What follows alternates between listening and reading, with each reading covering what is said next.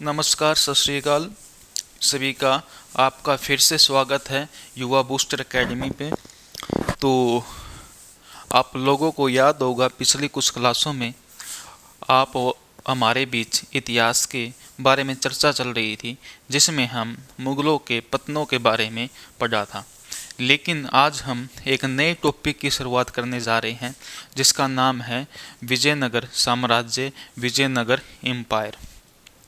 मैंने बोला भी था आप लोगों को, जो विजयनगर साम्राज्य है वो मध्यकालीन भारत का भाग है, पार्ट है, क्योंकि वो दिल्ली सल्तनत के समकालीन एक तुगलक वंश के शासक, जिसका नाम मोहम्मद बिन तुगलक था, उसके समकालीन चला था। और सबसे पहला वंश विजयनगर साम्राज्य का संगम वंश रहा था, जो 1336 में दो भाई आर्यर और बुक्का नाम के व्यक्ति संगम वंश की स्थापना कर देते हैं, विजयनगर साम्राज्य की स्थापना कर देते हैं। तो आज हमारी जिस विषय पर चर्चा रहेगी तो आप भली भांति जानते हैं, तो वो है हमारा विजयनगर साम्राज्य। तो आगे चलते हैं। देखो, विजयनगर साम्राज्य की हेडिंग दीजिए।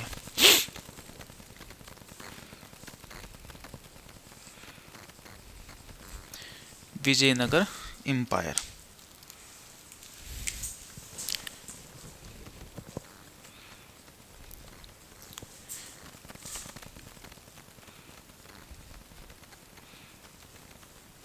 विजयनगर साम्राज्य। अगर हम विजयनगर साम्राज्य की बात करें तो बेटा याद रखना, दो व्यक्ति जो 1336 में 1336 में आर्यर और बुक्का नाम के दो व्यक्ति, आर्यर एंड बुक्का नाम के दो व्यक्ति, दो भाई एक वंश की स्थापना करते हैं, जिस वंश का है नाम होता है संगम वंश। लेकिन एग्जाम में इनके पिता का नाम पूछ लेते हैं कि इनके पिता कौन थे। तो इनके फादर की बात करें, इनके पिता की बात करें तो इनके पिता का नाम क्या था? संगम था। क्या था? संगम था। और संगम इनके पिता का नाम होने की वजह से इन दोनों ने अपने वंश का नाम भी क्या रखा? संगम वंश रखा। लेकिन बात क्या थी कि ये एक वंश था, काकतीय वंश, जो दक्षिण भारत के अंदर चल रहा था। उसके अंदर सामंत थे। क्या थे बेटा? सामंत की पोस्ट पर थे। काकतीय वंश के क्या थे? सामंत थे। तो काकतीय वंश के सामंत थे और इनकी जो शक्ति थी वो ज़्यादा पावरफुल हो चुकी थी। काकतीय डायनेस्टी में सबसे ज़्यादा पॉपुलर कौन व्यक्ति हो चुके थे? ये दोनों सामंत हो चुके थे। और ये बेटा वारंगल के अंदर पड़ता है। कहाँ पर? वारंगल। वारंगल। अगर वारंगल की बात करें तो कहाँ पर आता है? तेलंगाना में। तो काकतीय डायनेस्टी के दो सामंत, जिनका नाम आर्यर और बुक्का था, इन्होंने 1336 में विजयनगर साम्राज्य की स्थापना कर दी। और विशेष बात ये है कि बेटा एग्जाम में इसकी राजधानी पूछी जाती है आप लोगों से, तो राजधानी के बारे में विशेष ध्यान होना चाहिए। किसकी राजधानी, कैपिटल पूछेंगे? विजयनगर साम्राज्य की राजधानी क्या रही है? तो अगर हम राजधानी की बात करें तो राजधानी में सबसे पहले आती है कौन सी? तो एनेगोंडी। क्या नाम है? एनेगोंडी। और क्या आती है? विजयनगर आती है। कौन सी आती है? विजयनगर आती है। और कौन सी आती है बेटा? बेनुकोंडा। कौन सी आती है? बेनुकोंडा। बेनुकोंडा या चंद्रगिरी, या चंद्रगिरी। ये सभी की सभी राजधानियाँ किसकी रही है? विजयनगर साम्राज्य के दौरान अलग अलग शासकों द्वारा बनाई गई थी। अलग अलग वंश आए जिन्होंने क्या करी? इन राजधानियों की स्थापना करी। किस में? विजयनगर साम्राज्य में। अब बात क्या आती है, पहले सामंत थे ये, कौन से वंश के? काकतीय वंश के। उसके बाद कापिल्य क्या था बेटा? कापिल्य राज्य के मंत्री बने। कापिले राष्ट्र के मंत्री बनने के बाद इन्होंने अपनी शक्ति को दूर दूर तक इतना ज़्यादा फैला दिया था, इतने पावरफुल हो चुके थे। इनकी पावरफुल होने की वजह से इनके चर्चे दूर दूर तक बहुत ज़्यादा पॉपुलैरिटी बढ़ चुकी थी। किन की? तो दोनों भाइयों की। और इस वजह से इन दोनों ने भारत के अंदर एक नए वंश की स्थापना करी, जिस वंश का नाम क्या था? संगम वंश। तो अगर हम बात करें विजयनगर साम्राज्य की, तो बेसिकली विजयनगर साम्राज्य में हमें कितने वंश पढ़ने पड़ेंगे? तो विजयनगर साम्राज्य में हमें 4 वंश पढ़ने पड़ेंगे, जिनमें मुख्यतः जो वंश रहेगा आप लोगों का वो क्या रहेगा? संगम वंश रहेगा। संगम वंश के बाद कौन सा वंश आएगा? अगला वंश आता है इसके बाद कौन सा? सालू वंश, जिसका संस्थापक कौन कहलाता है बेटा? तो याद है आप लोगों को, सालू नरसिंह। फिर उसके बाद अगला वंश आता है तुलु वंश, जिसका शासक कौन होता है? वीर नरसिंह।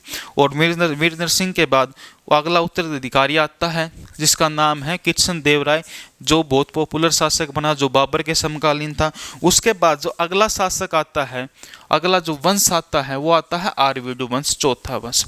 तो ये 4 वंश है जिनको हम बारीकी से देखेंगे किसमें? विजयनगर साम्राज्य में। तो पहले वंश की बात करें तो मैं सीक्वेंस लिखवा देता हूँ सभी के सभी वंशों की, तो एक बार एडिंग डाल लो सभी के सभी वंशों की। पहले नंबर पर आता संगम वंश, संगम डायनेस्टी। अगर संस्थापक की बात करें संगम डायनेस्टी की, तो कौन थे? आर्यर और बुक्का। आर्यर और बुक्का नाम के 2 भाइयों ने, सगे भाइयों ने एक वंश की स्थापना करी, जिसका नाम क्या था? संगम वंश, अपने पिता के नाम पर। कब शुरू हुआ बेटा? तो आप जानते हैं, तो 1336 से लेकर, इसकी डेट पूछी जाएगी आप लोगों से, 1336 में इसकी शुरुआत होती है, अभी लिखवा यहाँ पर। और कब ख़त्म होता है? 1485 में एडी में। ये कौन सा वंश है? पहला वंश है विजयनगर साम्राज्य का। इससे अगला वंश आता है दूसरा वंश, जिसका नाम क्या है दूसरे वंश का? सालू वंश। क्या नाम है? सालू वंश। सालू वंश की अगर बात करें तो संस्थापक कौन है? अभी बताया है, सालू नरसिंह। कौन है? सालू नरसिंह। अगर समय की बात करें तो 1485 एडी से लेकर 1485 से लेकर 1505 एडी यानी कि 1505 तक कौन सा वंश चला? सालू वंश। और तीसरे नंबर पर आता है इससे अगला वंश, जिसका नाम है तुलु वंश। तुलु वंश के संस्थापक कौन कहलाते हैं? तो वीर नरसिंह कहलाते हैं। कौन सा वंश? तुलु वंश। कौन कहलाए? वीर नरसिंह इसके संस्थापक कहलाते हैं। अगर बात करें समय की तो 1505 एडी से लेकर 1505 से लेकर 1570 एडी तक यानी कि 1570 तक कौन सा वंश चला? तो याद रखना बेटा, कौन सा वंश चला? तो तुलु वंश। इसके बाद जो अगला वंश आता है उस वंश का नाम है आरवीडु वंश। क्या नाम है? आरवीडु वंश। तो चौथा वंश कौन सा है? आरवीडु वंश। आरवीडु वंश। इसके संस्थापक की बात करें तो कौन है बेटा? तिरुमल है। कौन है? तिरुमल है। तिरुमल है। टाइम की बात करें तो 1570 से लेकर 1570 से लेकर 1650 1650 तक इसका कार्यकाल रहा है। तो हम अगर विजयनगर साम्राज्य की बात करते हैं, विजयनगर एम्पायर की बात करते हैं, तो मुख्यतः मेनली बेसिकली हमने 4 डायनेस्टी यानी कि 4 वंशों पर क्या देना है? विशेष ध्यान देना है, जिनमें संगम वंश, सालू वंश, तुलु वंश और आरवीडु वंश है। तो एक बार आप इतना नोट कर लीजिए, फिर संगम वंश की शुरुआत करते हैं।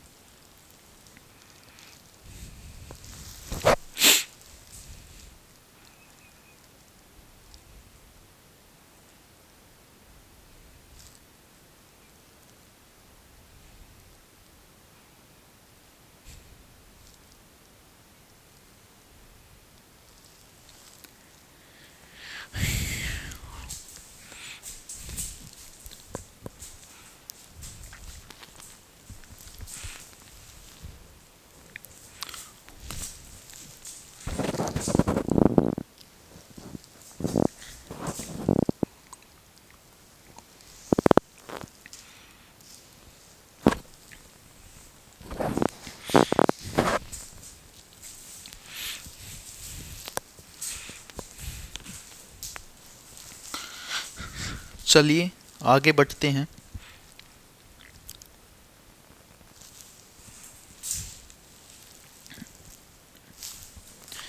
तो सबसे पहले उठाते हैं संगम वंश, और संगम वंश में हम बात करेंगे संगम वंश के प्रथम शासक हरिहर प्रथम के बारे में।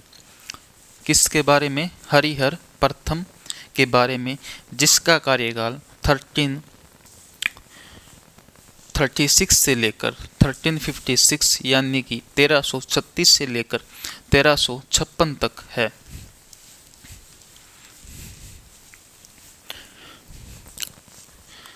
तो ध्यान दीजिए, विजयनगर साम्राज्य की प्रथम डायनेस्टी, प्रथम वंश, जिसका नाम है संगम डायनेस्टी,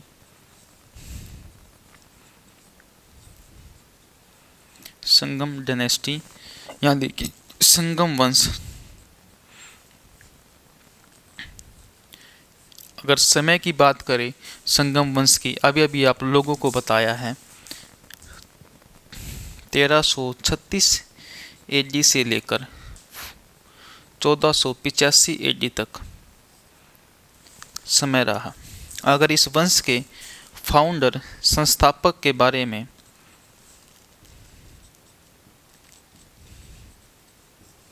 बात करें तो हम, कौन है इसका संस्थापक? तो हरिहर है। कौन है बेटा? हरिहर फर्स्ट है, हरिहर प्रथम है। तो हरिहर प्रथम के समय की बात करें तो 1336 से लेकर 1356 तक किसका समय होता है? तो बेटा हरिहर प्रथम का समय। तो ये समय पीरियड किसका था? हरिहर प्रथम का। और वास्तविक संस्थापक और मुख्य संस्थापक कौन है? हरिहर प्रथम है। कौन से वंश का? संगम डायनेस्टी का। अब बात आती है, जब ये शासक बनता है विजयनगर साम्राज्य का, तो बनते ही कुछ बदलाव करता है, लेकिन शासक बनने से 2 साल पहले 1334 में 1334 में, कब की बात है? 1334 एडी में attack on Hoysala and added it into the Vijayanagara empire, यानी कि 1334 में होयसाल पर आक्रमण करता है और उसे विजयनगर साम्राज्य के अंदर मिला लिया जाता है। किसके द्वारा?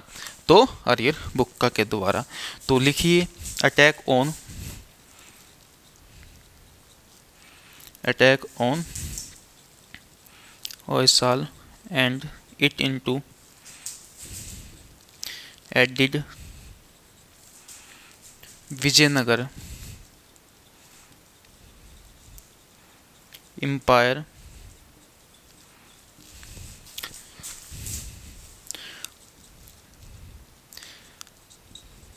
होयसाल पर आक्रमण कर उसे विजयनगर साम्राज्य में मिला लिया जाता। किसके द्वारा? तो याद रखना, हरिहर फर्स्ट के द्वारा। उसके बाद 1352 से 1353 में मदुरा को विजयनगर साम्राज्य के अंदर मिला लिया जाता है। किसके द्वारा बेटा? तो किसके द्वारा मिला लिया जाता है? हरिहर फर्स्ट के द्वारा। तो किसको मिला लिया जाता है?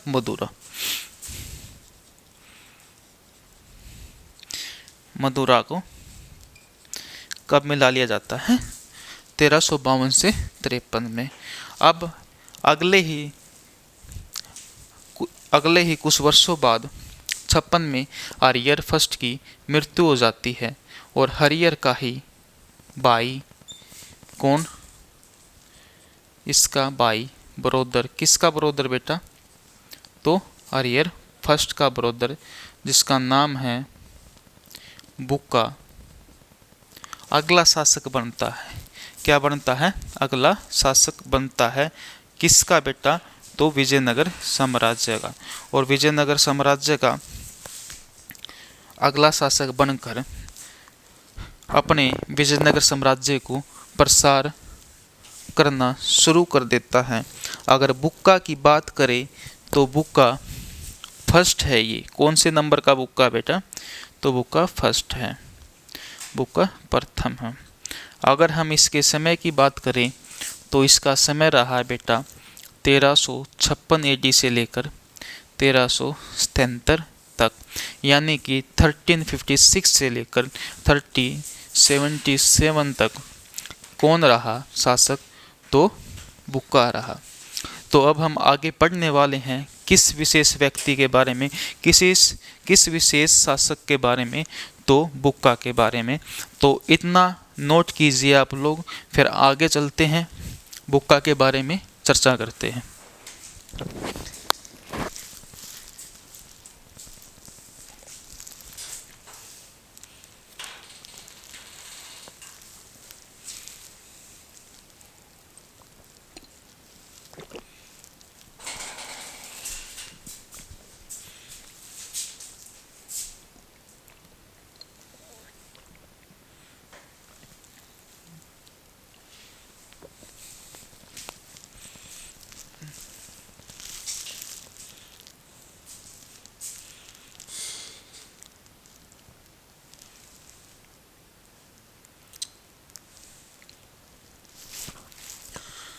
तो चलिए थोड़ा आगे बढ़ते हैं। इस वंश के अगले शासक पर विशेष ध्यान देते हुए, चर्चा करते हुए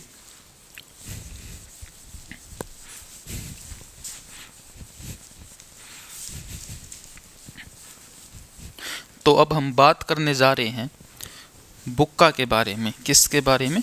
बुक्का के बारे में।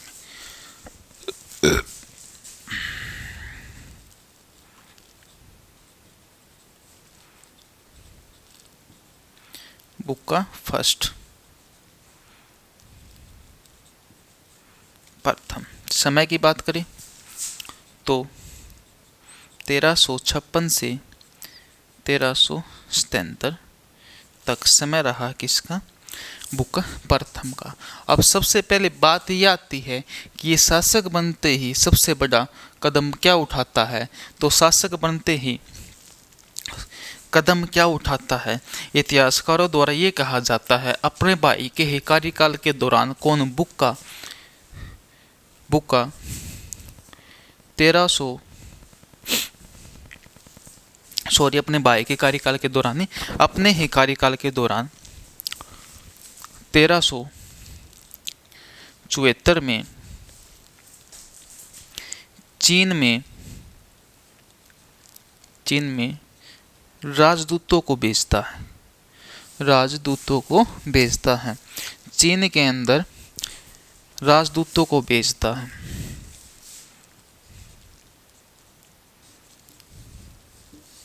Ambassador to China.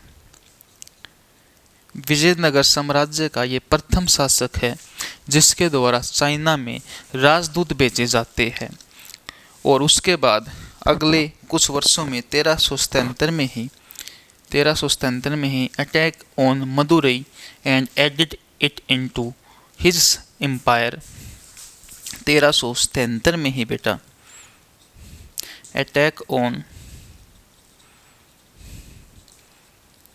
Madurai and added it into his empire। Madurai पर आक्रमण कर उसे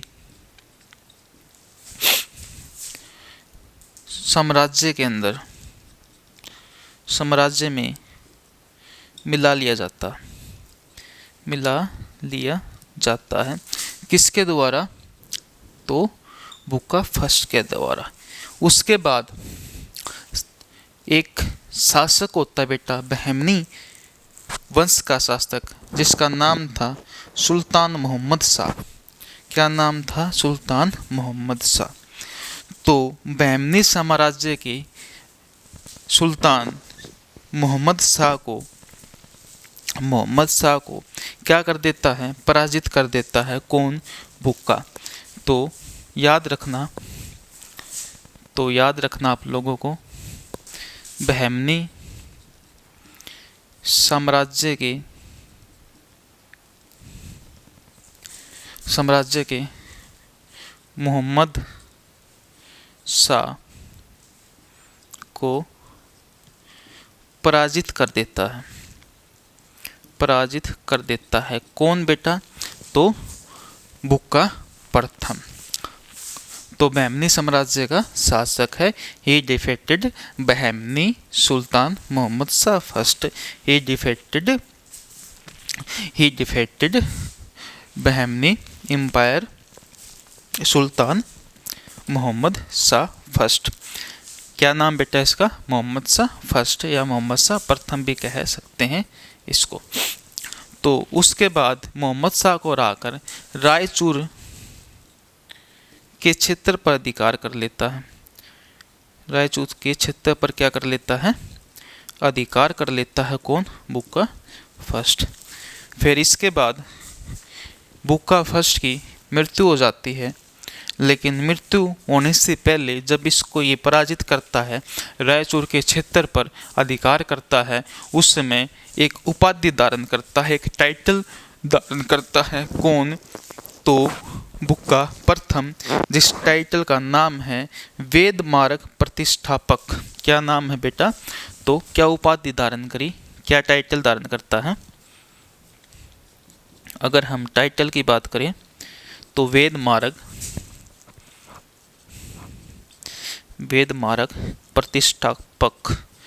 प्रतिष्ठापक उपाधि कौन धारण करता है? तो याद रखना, बुक्का प्रथम। और 1377 में इसकी मृत्यु हो जाती है। क्या हो जाती है? मृत्यु हो जाती है। किसकी? बुक्का फर्स्ट की मृत्यु हो जाती है। इसके बाद अगला शासक विजयनगर साम्राज्य का अरियर सेकंड बनता है। कौन बनता है? अरियर सेकंड बनता है। तो अगर हरियर सेकंड की हम बात करें तो हरियर सेकंड के समय की बात करें तो 1377 से लेकर 1404 तक, 1377 से लेकर 1404 तक शासन करता कौन? हरिहर द्वितीय। तो एक बार आप लोग इतना नोट कीजिए, फिर आगे चलते हैं।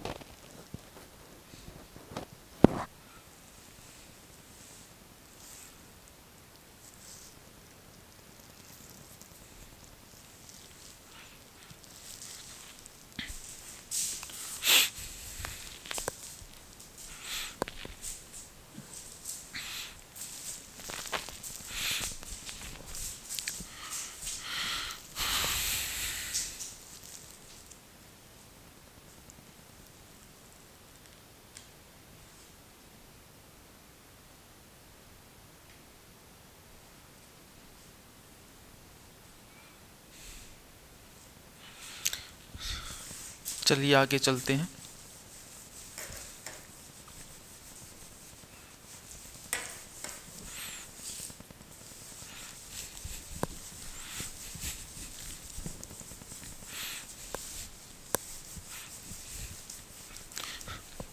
अब हम चर्चा करने वाले हैं इस वंश के अगले शासक अरियर सेकंड, अरियर द्वितीय की, जो इस वंश के शासक बनने के बाद एक उपाधि धारण करते हैं महाराजा अधिराज की। तो ध्यान दीजिए यहाँ पर अरियर सेकंड,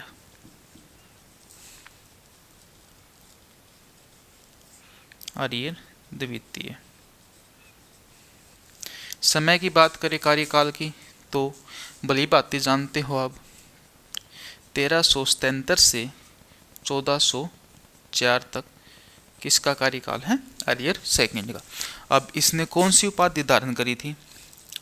शासक बनते ही इसने एक टाइटल ग्रहण करा जिस टाइटल का नाम है महाराजा अधिराज। महाराजा अधिराज।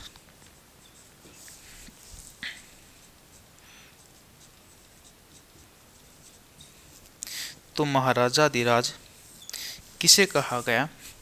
तो याद रखना किसे कहा गया? अरियर द्वितीय को। इसके बाद इसने कनारा, मैसूर, तिरुचिरापल्ली, कांची और कुछ ऐसे ही प्रांत जिनमें हम विशेष रूप से देख सकते हैं श्रीलंका के शासकों से, इन प्रांतों से इसने क्या वसूल किया? कर वसूल किया। तो अगर हम इसकी बात करें तो अरियर की, इसने कनारा, मैसूर,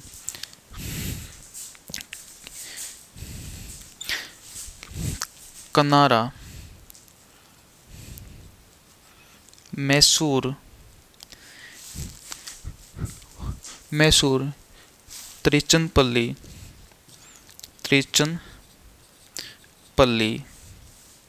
और तिरुचिरापल्ली के बाद कांची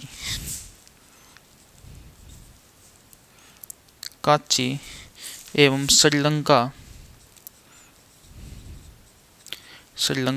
से कर वसूल किया। किसने? तो याद रखना किसने? अरियर द्वितीय ने। इसके बाद ही was defeated by Bahmani empire, सुल्तान फिरोज शाह। कौन बेटा? फिरोज शाह बहमनी। तो इसके बाद अगला कार्य अरियर द्वारा क्या कहा जाता है, क्या किया जाता है? He was defeated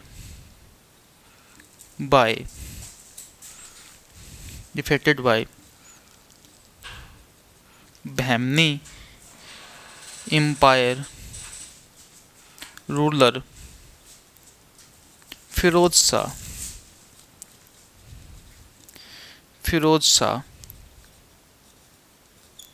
Bahmani. Bahmani साम्राज्य के फिरोज शाह, सुल्तान फिरोज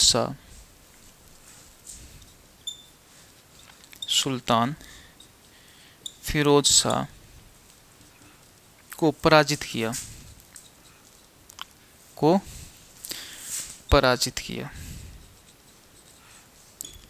किया।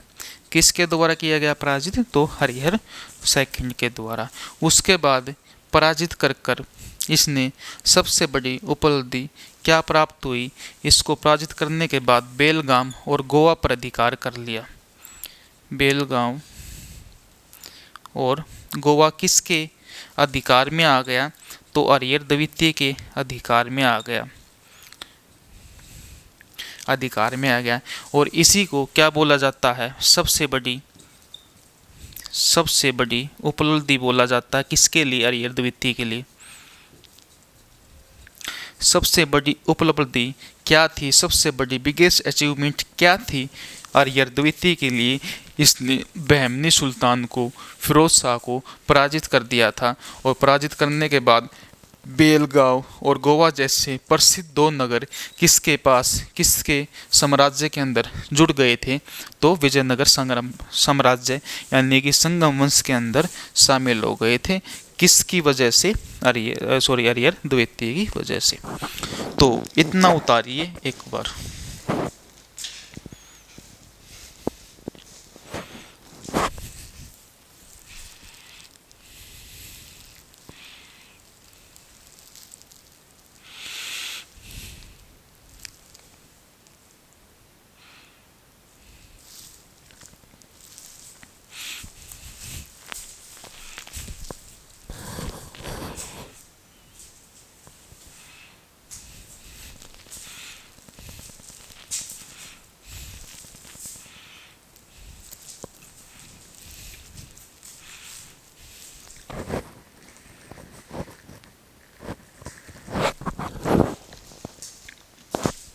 अब देखिए इससे अगला शासक, इसकी 1404 में डेथ हो जाती है। इसके बाद इस वंश का अगला शासक 1406 से 1422 तक देवराय फर्स्ट बनता है। कौन बनता है? देवराय फर्स्ट।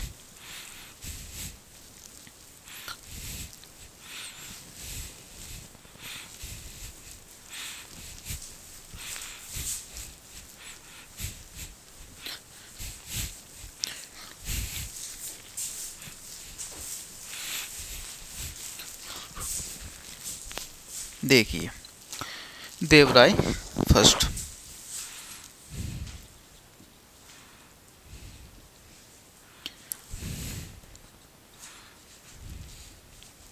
देवराय प्रथम, जिसका समय 1406 से लेकर 1422 एडी तक है। अब देवराय फर्स्ट के कार्यकाल के दौरान क्या होता है, इसके ऊपर एक शासक हमला कर देता है जिसका नाम है फिरोज शाह बहमनी, जो बहमनी साम्राज्य का शासक है, जो इसी की वंश के एक शासक इससे पहले वाले आर्यर द्वितीय ने जिसको पराजित किया था, जिसका नाम है फिरोज शाह बहमनी। और वो फिरोज शाह बहमनी अब देवराय प्रथम के ऊपर आक्रमण कर देता है और आक्रमण कर पराजित कर देता है किसको? देवराय प्रथम को। और पराजित करने के बाद देवराय फर्स्ट 10 लाख रुपए की राशि और अपनी पुत्री की शादी किससे करवा देते हैं? तो किससे करवा देते हैं? फिरोज शाह बहमनी के साथ करवा देते हैं। तो याद रखना आप लोगों को, Firoz Shah Bahmani attacked and defeated him. Firoz Shah Bahmani attacked and defeated him, यानी कि आक्रमण करके देवराय पर क्या कर देता है? उसको पराजित कर देता है। और पराजित करने के बाद 10 लाख रुपए की राशि और साथ में देवराय की पुत्री, किसकी पुत्री? देवराय की डॉटर पुत्री के साथ क्या कर लेता है? शादी कर देता है। तो शादी कर लेता कौन? तो याद रखना बेटा, फिरोज शाह बहमनी। ये दोनों कार्य कौन करता है? फिरोज शाह बहमनी करता है। और क्यों करता है? क्योंकि इसने किसको पराजित किया है? देवराय प्रथम को। और पराजित करने का नतीजा ये निकलता है कि 10 लाख रुपए की राशि और अपनी पुत्री की शादी देवराय किससे करवा देता है? तो देवराय किससे करवा देता है? फिरोज शाह बहमनी के साथ करवा देता है।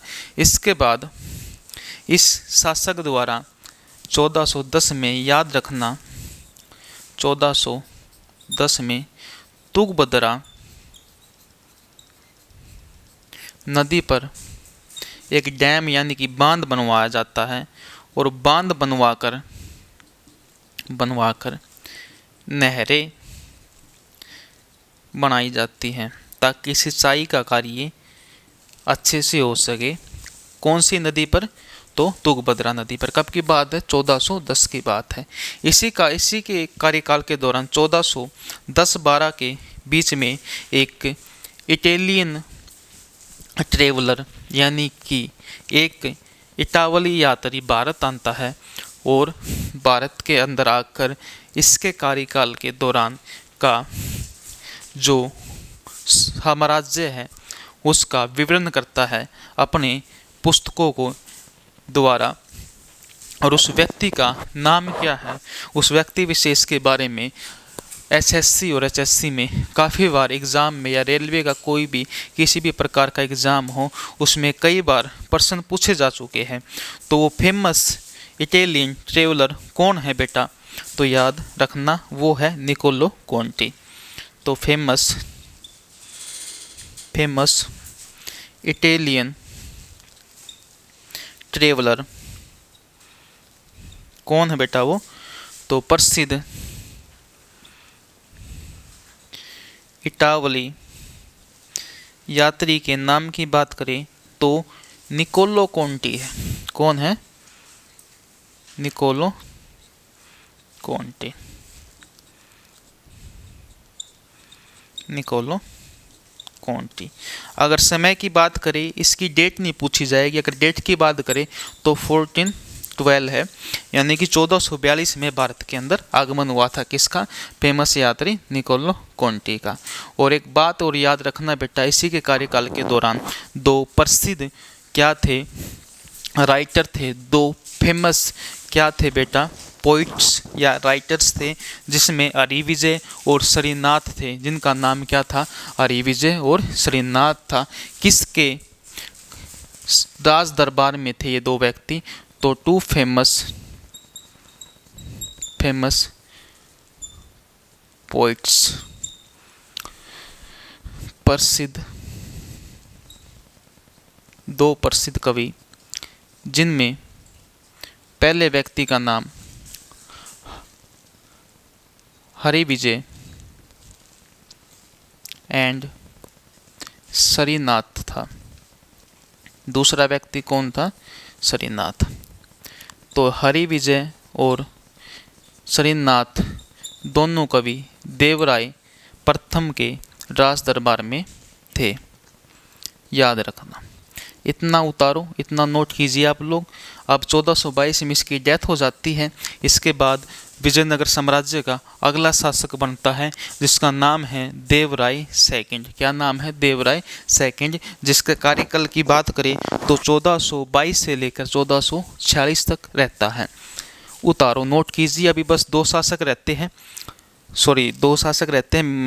मेनली, तो जिनमें देवराय सेकंड है। और फिर अगला शासक कौन है? तो अगला शासक है मल्लिकार्जुन है, और फिर लास्ट शासक है विरूपाक्ष। आज आप लोगों को संगम वंश, संगम डायनेस्टी कंप्लीट करवा देते हैं। उसके बाद अगला वंश करवाएंगे अगली क्लास में, जिसमें सोच रहा हूँ आप लोगों को सुलु वंश करवा दिया जाए, और सुलु और तुलु वंश दोनों निपटा देंगे। छोटा सा ही वंश है, तो उतार लीजिए, नोट कर लीजिए इतना एक बार।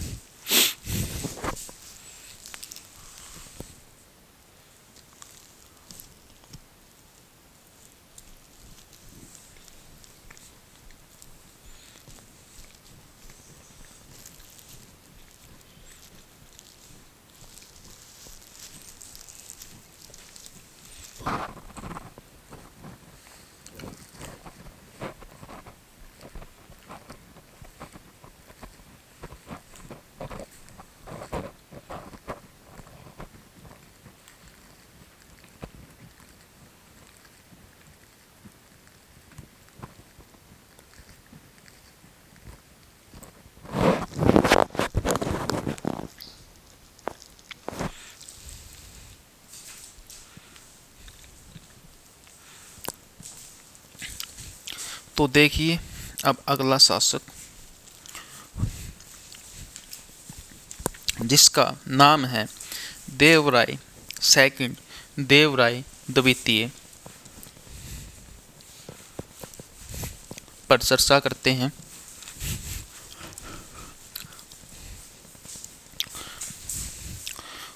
तो देवराय सेकंड, देवराय द्वितीय। समय की बात करें इसके समय के ऊपर विशेष ध्यान दे तो 1422 से लेकर 1446 तक कौन रहता है? देवराय सेकंड रहता है। अब देवराय सेकंड को ही क्या कहा जाता है? He was greatest ruler. इसे महानतम शासक कहा जाता है। महानतम शासक कहा जाता है इसकी प्रजा द्वारा, उस समय के लोगों के द्वारा और इतिहासकारों के द्वारा, क्योंकि जो इसने कार्य करे, जो युद्ध लड़े उस टाइम पर, उनके कारण इसको महानतम शासक कहा गया, देवराय द्वितीय को। उसके बाद ये भी कहा जाता है इतिहासकारों द्वारा, इसकी जनताई से इंद्र का अवतार मानती है, इंद्र का अवतार मानती है, इंद्र का अवतार मानती है। किसे? तो याद रखना देवराय सेकंड को। और इसने एक उपाधि धारण की थी गजबेटकर की।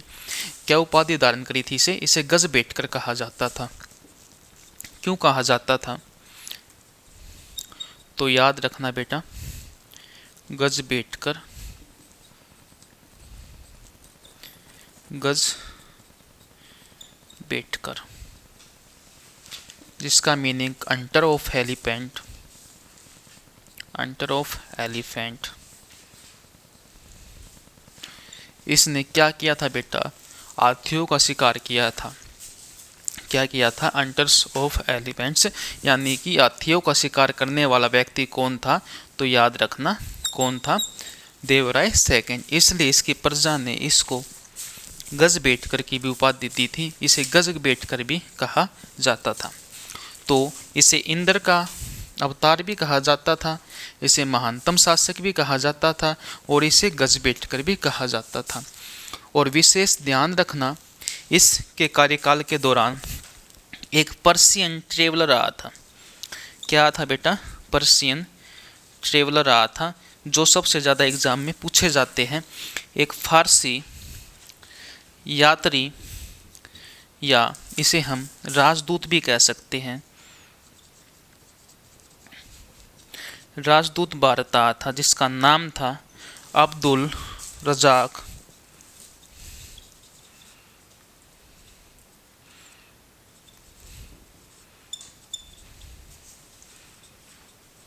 अब्दुल रजाक फारसी राजदूत था, जिसका नाम क्या था? अब्दुल रज्जाक।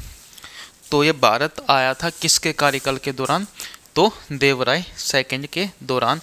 विशेष ध्यान रखना, क्योंकि जितने भी यात्री आते भारत के अंदर, उनसे क्वेश्चन बनता ही बनता है, और एसएससी काफ़ी बार क्वेश्चन पूछती है यहाँ से, इतिहास से, कि कौन सा यात्री किस कार्यकाल के दौरान भारत आया।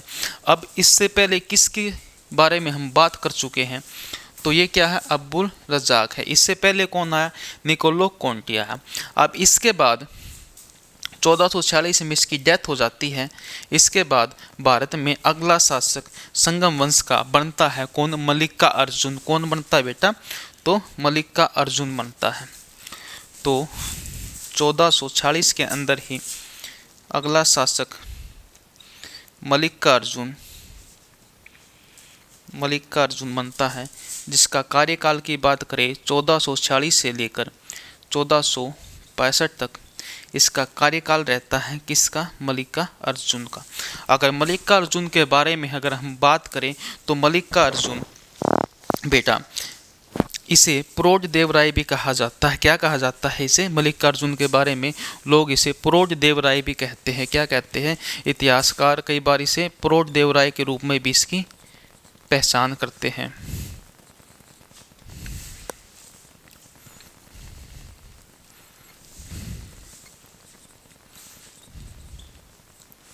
प्रोढ़ देवराय। और इसके कार्यकाल के दौरान भी भारत में एक चाइनीज ट्रेवलर इंडिया आया था। चीनी यात्री भारत आया, जिसका नाम था माऊ हान।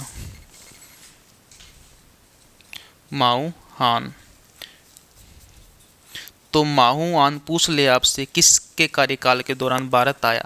तो याद रखना बेटा, मल्लिका अर्जुन के कार्यकाल के दौरान भारत आया था, जिसे प्रोढ़ देवराय भी कहा जाता है। तो इतना नोट कीजिए।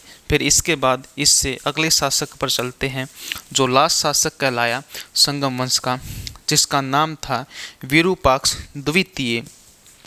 यह नाम था विरूपाक्ष द्वितीय।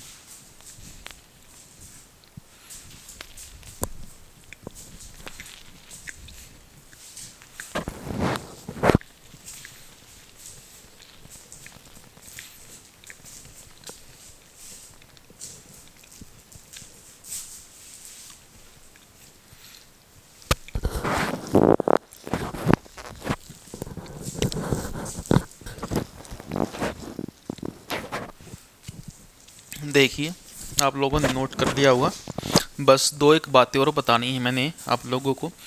इस वंश का जो अंतिम शासक है वो विरूपाक्ष द्वितीय हुआ।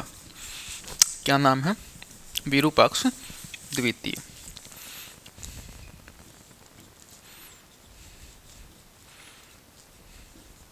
विरूपाक्ष सेकंड।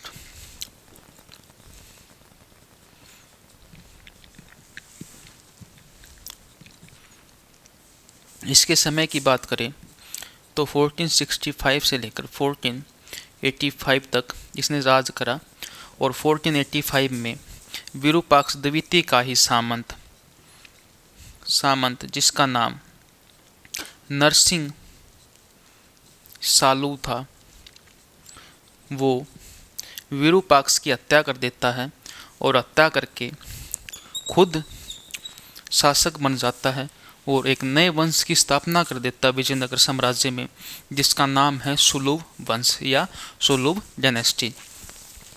तो मैंने अब तक जितने भी आप लोगों को शासक करवाए हैं ये संगम वंश के शासक हैं, जो आप लोगों के एग्ज़ाम में मल्टीपल टाइप से क्वेश्चन पूछे जा रहे हैं इस टॉपिक से, वो यहाँ से कंप्लीट रूप से पूरे हो जाएंगे। आपने क्या करना है, प्रीवियस ईयर क्वेश्चनों पर काम करता है। जितने भी मैंने संगम वंश के बारे में बातें बताई हैं उन पे विशेष ध्यान रखना है, और विशेष जो चर्चा हुई है इनके ऊपर, जो यात्री थे विशेष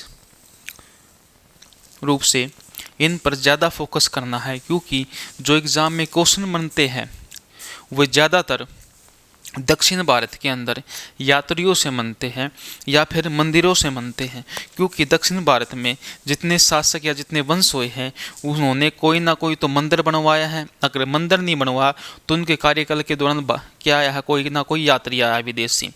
तो उस विदेशी यात्री के बारे में पूछा गया है कि इस शासक के कार्यकाल में कौन सा यात्री भारत आया, उस यात्री का नाम क्या है, वो किस देश से बिलोंग करता था, किस रास्ते से आया था, ये ऐसी बातें पूछी जाती हैं। तो समय समय पर मैं आप लोगों को इसके बारे में बताता रहूँगा। तो अब हमारा संगम वंश खत्म हो चुका है। इसके बाद अगला वंश सुलुभ वंश आएगा, सुलुभ वंश पे चर्चा करेंगे। सुलुभ वंश के बाद उससे अगला वंश तुलुभ वंश आएगा, तुलुभ वंश में चर्चा करेंगे।